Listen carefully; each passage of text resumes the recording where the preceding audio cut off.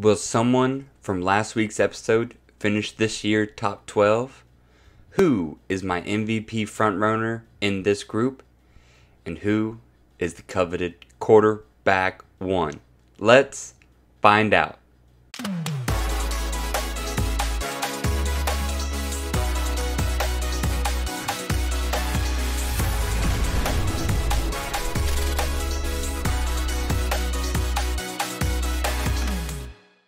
What is going on, guys? Wade here with Tongue Scott Gaming and Sports, and we are back with our Crunch Time Sports podcast.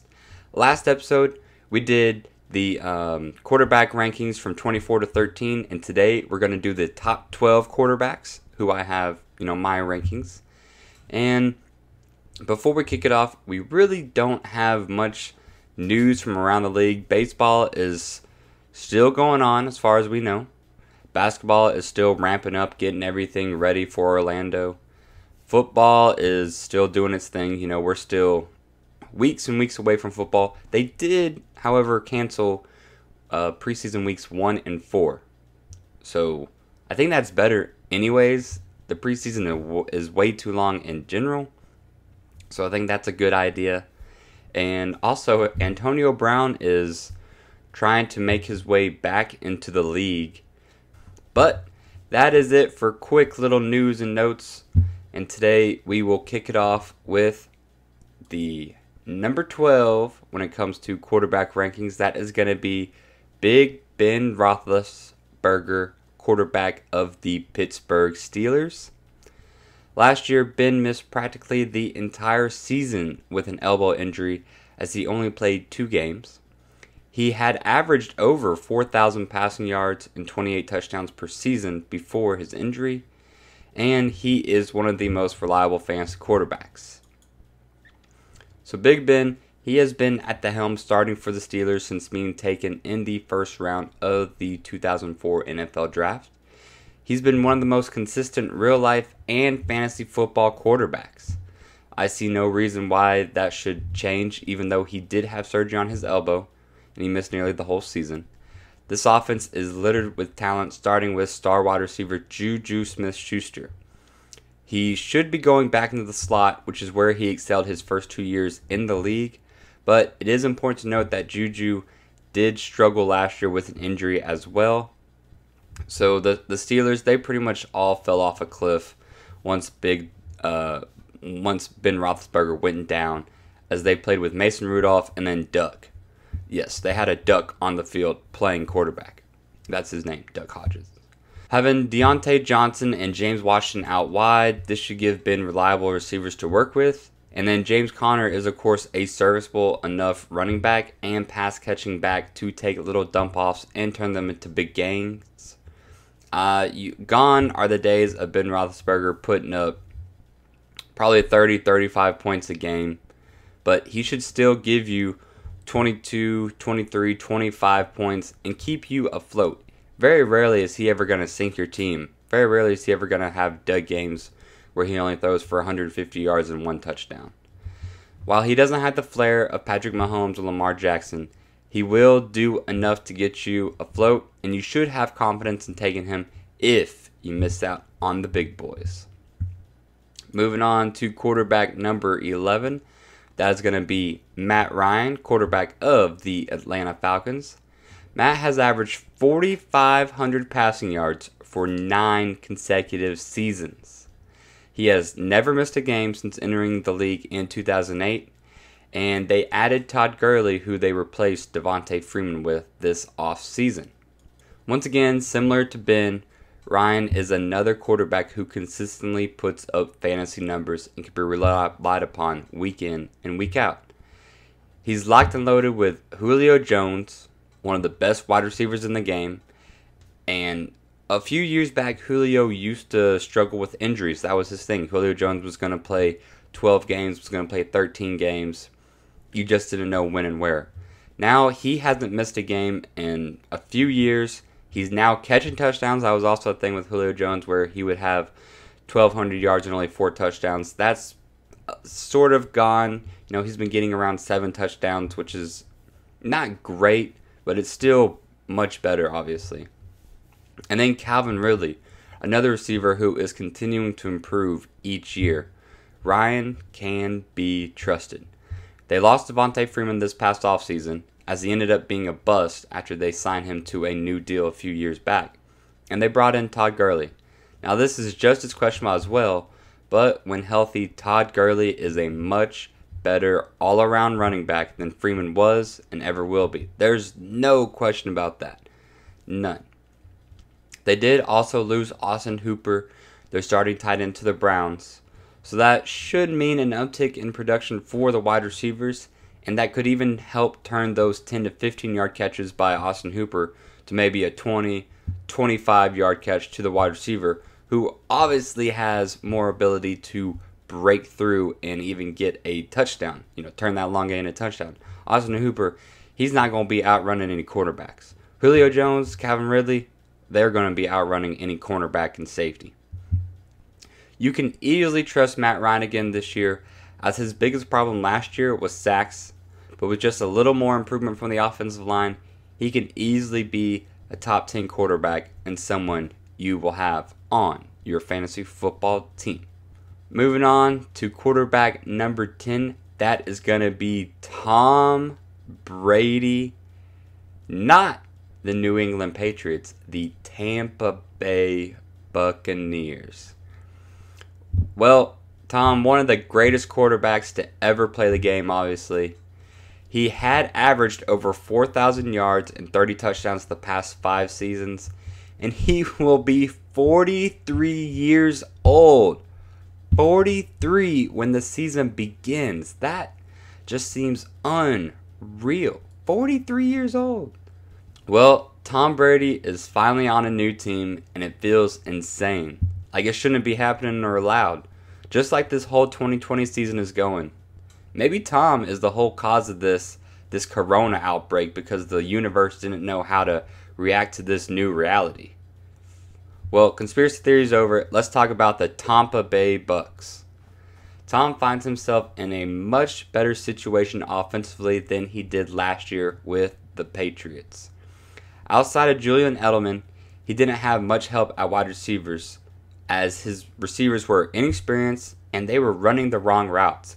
N'Keal Harry, their first round wide receiver from this past draft, wasn't even on the field as much because he was running the wrong routes.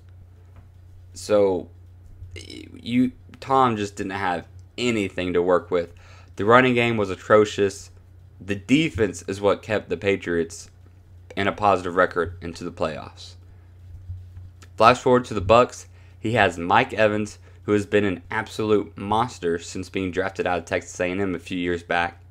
Now Chris Godwin is starting to take over as well, and this gives them one of the best young wide receiver duos we have seen in a while, and a great quarterback who should excel with this talent. If Jameis Winston is throwing 5,000 yards with this team and going 8-8, 6-10, there's no reason Tom Brady can't throw for at least 4,000 yards, at least 30 touchdowns, and take this team to the playoffs. No question about it. Now, the running game, they could use some work, but if it doesn't, then Tom is just going to have to throw more, which in turn leads to more points, fantasy, and real life. Now, how much longer does he realistically have? Nobody's got any clue. I don't even think Tom Brady knows. Tom has never been a big deep shot taker, as the short and mid game is his style. So maybe he can play until he's 50. He's just never had elite arm strength. He doesn't need it. His receivers this year, they aren't going to need to beat the cornerbacks with speed. They can beat them with their physical play as well. So you don't have to worry. Tom doesn't have to worry about throwing the rock 40 yards, 50 yards in the air. Now he can from time to time, but he doesn't need to do that. I just hope he doesn't fall off the cliff if I have him on my fantasy team. That is the only thing I think everyone is worried about. Is no one thinks this is going to be his fall off the cliff year, but they really hope it doesn't, because that is going to be pretty sad, because it will be really interesting just to see what the Buccaneers can do this year. I mean, they had Jameis last year, who went 30 and 30, 30 touchdowns, 30 interceptions, and 5,000 passing yards. Tom Brady, you think the skies have opened up. I cannot wait. I am excited, if you could tell. So moving on to quarterback number 9, that is going to be Josh Allen. Yeah, kind of crazy having him at number 9, but that's what he's been doing last year and should continue to do that this year. So he's the quarterback of the Buffalo Bills. He has improved greatly from his rookie to sophomore season last year. And he added 510 rushing yards and 9 touchdowns last year on the ground. Josh Allen. 6'5" Josh Allen. His accuracy, though, is his biggest hurdle that he needs to overcome. But he actually might just be doing that. So not to be confused with Josh Allen, the Jaguars' defensive edge rusher. This Josh Allen attacks the defense. And he does a pretty good job at it. At least last year he did. So his rookie season, he started 11 games, threw for 2,000 yards, 10 touchdowns, and 12 interceptions. He completed only 52% of his passes, but he did chip in 600 rushing yards and 8 touchdowns. However, last year he played all 16 games and threw for 3,000 yards, 20 touchdowns, and 9 interceptions, while also adding 500 rushing yards and 9 touchdowns on the ground. He also led the Bills to the playoffs. He even upped his completion percentage from 52% to 59%. And while that doesn't seem much, that's a 7% increase. If we just add 5 to his third year, which I think is reasonable, that would be 64, and that is going to be considered average. Drew Brees, who is considered the completion king, he just now getting into 72, 73% of his passes completed. And that's Drew Brees.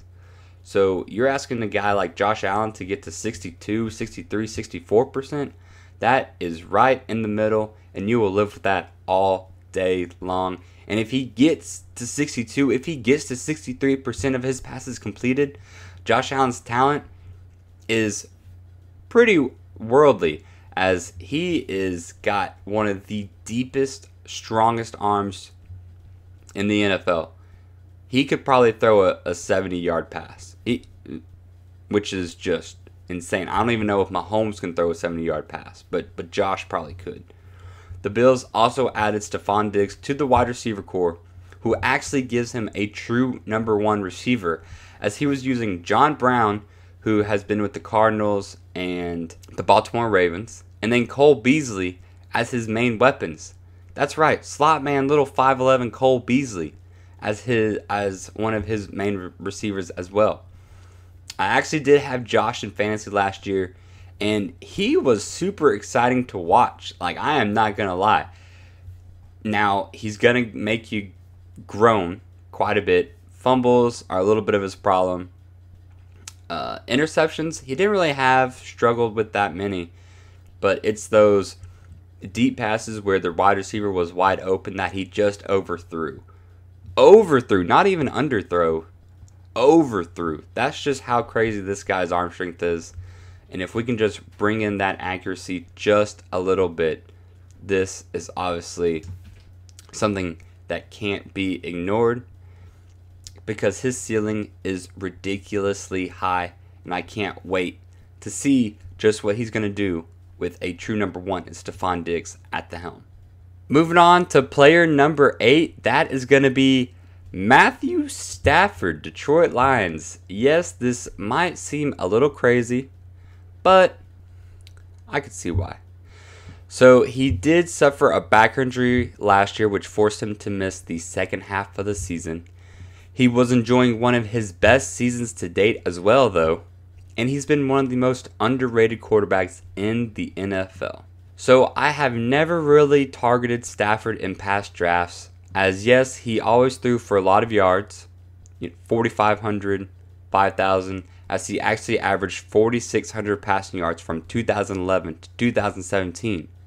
But he had a close touchdown to interception ratio. So he might throw for 29 touchdowns, but then 19 interceptions. 24 touchdowns, and then 15 interceptions. So you show me, you're giving me good, and then you're giving me bad and taking that good right back away from it. So I didn't want to mess with that. So I just kind of ignored him, pushed him off to the side, and just focused on other guys. The yards are nice, but the touchdowns are what win you your weeks. And in 2018, the Lions tried to run the ball, and because of this, Stafford only had 3,700 passing yards. But last year, when they tried it again, they stunk. So Stafford had to air it out, and just out of nowhere, in only 8 games, this dude exploded. He had 2,500 passing yards, 19 touchdowns, and 5 interceptions. So finally, this is the Matthew Stafford that we have been waiting since Calvin Johnson. Calvin Johnson, if you still remember him. Some of you new guys, y'all don't even know who Calvin Johnson is. Some of us, we remember Calvin Johnson and we miss him so much. The hope is that this will continue into the upcoming season, and I don't see why not. Stafford finally has receivers he can work with since the Calvin Johnson days, and he only had him. So now he's got Marvin Jones, who is continuing to improve and become a true number 1 receiver, or maybe not number 1, but also a very solid number 2 receiver, and underrated. And then Kenny Golladay is another wide receiver who is becoming a true number 1. This guy's probably more the number 1 than Marvin is. And Kenny is just making it work. And these guys are big play wide receivers just waiting to happen. They're fast, they're strong, they have good leaping ability. They can take a 30-yard pass and turn it into a 60-yard touchdown. They can take a 10-yard slant, turn it into a 40-yard gain. These guys are great at that, and I think this should continue into the season. TJ Hawkinson, the rookie tight end, was having a successful year as well before he went down to injury. Now, Kerryon Johnson, their running back, when they tried to run the ball in 2018, they did a great job. Kerryon Johnson was extremely efficient, running for over 5 yards per carry, so Stafford didn't need to throw as much. And that actually did help Stafford statistically, but not fantasy as much per se. But then last year, they tried to run again with Kerryon, and he stunk the bed. He struggled, and then he even struggled with injury, as he also struggled with injury quite a bit in 2018 as well. So they went out and drafted DeAndre Swift from Georgia in the 2nd round. So this is also going to be another situation to watch for as well. The Detroit Lions have had a pretty bad defense, so I also expect the Lions to find themselves in high-scoring affairs, and Stafford will surely make you happy and surprise your teammates as someone who finishes easily as a top 12 quarterback. Moving on to player number 7, that is going to be Drew Brees, New Orleans Saints. Drew missed 5 games last year, which is the most he has missed since 2003. He is the most accurate passer in NFL history, and he's not the hot fire fantasy quarterback he once was, but he will still get it done. So gone probably are the days of him finishing as quarterback 2 or 3. But quarterback 7, that's a perfect slot for him. He will absolutely destroy that. So just like Tom, I don't even have to say anything here. But it's more fun when I do, of course. So let's dig in. Drew Brees has always been an accurate passer, but he has really turned it on the past few years, completing 70, then 72, 74.4, and then 74.3% of his passes the past 4 years. While his passing yards have seen a decline as he's gone from 4,300 to 3,900 to 2,900 the past 3 years, his touchdowns have remained the same, while his interceptions have gone down as well. He now has 3 consecutive seasons with 8 or less interceptions. Brees is surrounded by elite talent everywhere. His wide receiver Michael Thomas is a reception monster. Alvin Kamara is a great running back who is explosive, especially in the passing game. And they signed Emmanuel Sanders this offseason, who will give Drew another reliable target to throw to. They even have Jared Cook, who is another big body, solid tight end, someone to look for in the red zone. There's just 2 things to be wary of. Sean Payton has been working in Taysom Hill into the offense. especially around the red zone and the goal line. So this can unfortunately take away from Brees' point potential. And Brees will be 41 years old this year, and we don't know how much longer he's got left. I'd say he's got 2 years max, but maybe because of this, Sean Payton will just throw it out a little bit more and let Brees really clamp down on those passing records, on those NFL marks, to show that Drew Brees is one of the best quarterbacks to play this game. Now, of course, that is me being hopeful, as Drew Brees is one of my most favorite NFL players of all time. But we'll see. Sean Payton has been known to do that before with Brees. Moving on to player number 6, that is going to be Deshaun Watson, Houston Texans. Deshaun is entering his 4th year in the league. This will be the best O-line he has had in his short career. And Hopkins is out, but Brandon Cooks is in. So I already have a very in-depth video over Deshaun and the Texans. So I'll be quick here, but I'll link this video in the description so you can check it out. So starting off, unfortunately, Hopkins is out the door, and I am officially over it and moved on. For the most part. I still have my bad days, but not as frequently. Regardless, Brandon Cooks is a good wide receiver, no question about when he is healthy. He put up 4 consecutive 1,000-yard seasons, which is impressive. Randall Cobb is another reliable target who will fit the slot wide receiver role and bring leadership to the team. Will Fuller is still here, and when he's healthy, he and DW4 have a special connection, connecting on deep bombs consistently. This should be a much improved O-line and will hopefully bring his sacks down even more, as 2 years ago he had 66, last year 44, which is a big drop off. So if we could see 25, 30-ish sacks, that is just a huge improvement. I mean, that is crazy. So hopefully we could get that, as 25 would be a dream.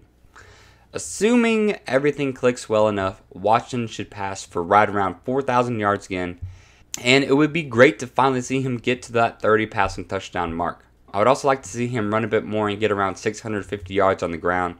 His escapability and mobility are some of the best in the league, and he needs to take advantage of that. There is still enough greatness here, then just trading away Hopkins won't change that much. He has too much pure talent to let that sink in. Moving on to player number 5, that is going to be Russell Wilson, Seattle Seahawks. Russ has played in all 16 games since being drafted in 2012. He continues to be a threat passing and running, and surprisingly, he actually hasn't won an MVP yet. So Russ has been one of the best fantasy quarterbacks since stepping into the league his rookie season. While he has never had just amazing talent at the wide receiver position, as he's worked with guys like Doug Baldwin, Golden Tate, he's now got Tyler Lockett and DK Metcalf. He has continued to get it done by limiting his turnovers and maximizing his touchdowns. While he's never thrown for more than 4,200 yards, he has thrown for over 30 touchdowns 4 times in the last 5 years. Not to mention all the extra points he gets from running with the ball, as he's been around 400 the past 3 seasons. There are rumors floating around that the Seahawks are looking at signing Antonio Brown. While I have no idea if this is true or not, or if AB will even play a full season if a team does give him a chance, it would be hard not to get overly excited with that combo right there. Like I said, Russ has never had an absolutely beast, true number 1 wide receiver. Antonio Brown would give him that. Russ will make you happy you took him in this draft, as he has a better chance to end up as the number 1 quarterback than the number 12 quarterback. And him being at number 5 shows that I give him that edge, and you should absolutely draft him this year. Moving on to player number 4, that is going to be Kyler Murray, Arizona Cardinals. Yeah, Kyler at number 4. He had a solid enough rookie season. I liked what I saw. They traded for one of the best wide receivers in the league to form a scary 3-headed trio, and this is my MVP frontrunner for this year. But let's really find out why. So, if Pat Mahomes won the MVP his second year as a quarterback, and Lamar Jackson won his MVP his second year as a starting quarterback, does that mean second-year man Kyler Murray will win it this year? He just might with this talent he now has around him. Although the Cardinals went 5-10-1 last year, the offense definitely improved. Now, I can't speak for the defense as much, but if they were to go 8-8, if they were to go 9-7, even what if they go 7-9, and Kyler has just crazy stats? Would that be enough to get MVP? So Kyler put up 3,700 passing yards, 20 touchdowns, and 12 interceptions. On the ground, he had 544 rushing yards and 4 touchdowns. Now you're going to add Hopkins to pair with Larry Fitzgerald and Christian Kirk. It is hard not to get excited with just this potential waiting to be tapped into. Kenny Drake, who will now get a full year to be the Cardinals running back, is another talent that can help expand Kyler's game. Just like Lamar, Kyler carries a chip on his shoulders and wants to prove everyone wrong that a 5'9" quarterback can make it in the NFL, and he certainly seems like he can. Maybe 4 is a little high, but the Cardinals' defense was so bad last year that you can't ignore the potential of garbage time points. Now you will definitely have to pay to draft him, as he is going in the late 5th round in early mock drafts. But man, if he does win the MVP this year, you'll probably be kicking yourself for not rolling the dice on him. Moving on to player number 3, that is going to be Dak Prescott, Dallas Cowboys. He has been a quarterback 1 4 years in a row. He had his best season last year, and his contract situation still hasn't been resolved yet. So Dak has done a great job leading the Cowboys since being forced into the starting role in 2016 as a 4th round quarterback. Usually, he has been a late round guy, but that is all going to change this year when it comes to fantasy drafts. He has never thrown for more than 3,800 yards and 23 touchdowns in his first 3 years. However, Dak exploded to 4,900 passing yards, which was second in the league behind Jameis Winston, and 30 touchdowns. He still chipped in 270 rushing yards and 3 touchdowns as well. What's even crazier is the Cowboys receivers led the league in drops at 43. So he could have even been more amazing. Now you're going to pair him up with Amari Cooper, who is locked and loaded the Dallas Cowboys wide receiver for the next 5 years. Michael Gallup, an up-and-coming wide receiver who I think will be entering his 3rd year in the league. And now rookie sensation CeeDee Lamb coming out of Oklahoma. This guy looks to be another game-changing talent. Dak has all the talent in the world to contend to be the number 1 quarterback in fantasy this year. Ezekiel Elliott is still a great running back, when he plays at least, and isn't suspended. Come on, Zeke. Come on, bro. And although the O-line has gotten worse as he got sacked 50 times last year, Dak will still succeed and be one of the best quarterbacks this year. Target him in all of your drafts, as you will not want to miss out on him. Moving on to player number 2, that is going to be Lamar Jackson, Baltimore Ravens quarterback. He was the league MVP last year. He is the best dual threat quarterback in the league. And so far, he has not had any injury concerns. So Lamar had an exciting rookie year, going 6-1 when he took over for Joe Flacco and led the Ravens back to the playoffs. However, no one, and I mean no one, saw what was coming his sophomore season. He scored 5 touchdowns week 1 against the Miami Dolphins, and he never let up. His stats for last season were insane.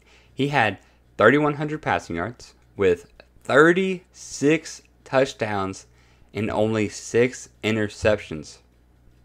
So he had a 6-to-1 touchdown to interception ratio. That is insane. What's even crazier though is he had a touchdown rate of 9%, which means he threw a touchdown every 7.4 completions. Patrick Mahomes, who had 50 touchdowns, had a touchdown rate of 8.6. So Lamar did even better when it comes to scoring touchdowns his MVP season than Patrick Mahomes. He also had over 1,200 rushing yards and 7 touchdowns on the ground. Oh, yeah, and he only played in 15 games too, so he could have had even crazier stats. The obvious choice to win MVP, Lamar continues to have a chip on his shoulder, proving to everyone he isn't a running back, but that he's a quarterback. Unfortunately, though, he is 0-2 in the playoffs, so the Ravens will definitely need to work on that collectively as a group, but Lamar has the talent to get them there every year.